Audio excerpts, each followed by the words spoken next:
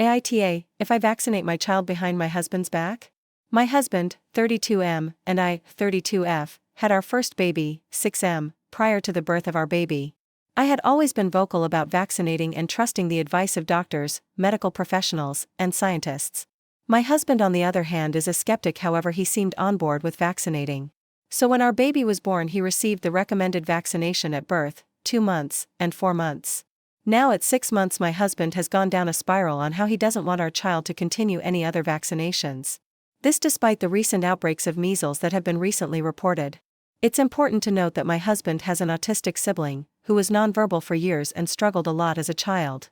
My MIL has made comments on vaccinations which have led my husband down a rabbit hole of research, and now is uncomfortable vaccinating. Keeping an open mind and trying to be understanding of his concerns, I've heard him out and even read some of the articles he's found. Much of which isn't supported by independent research and more so testimonials of parents who had a bad experience with vaccines. He argues that pharma and CDC go out of their way to remove any information and discredit doctors who speak against vaccines. That the fact that you can't sue vaccine manufacturers for vaccine-related injuries should be enough to convince me against them.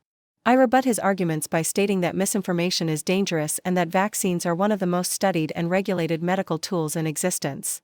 They are backed by decades of global research, real-world data, and the consensus of every major medical organization, including the CDC, WHO, AAP, and countless pediatricians who vaccinate their own children. But this is still not enough for him, and he is convinced that the best thing is not to vaccinate.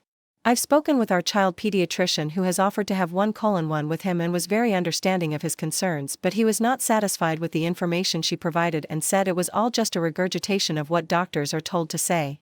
We've been at this back and forth for weeks, and I'm reaching the point where I am seriously considering vaccinating our child without him knowing.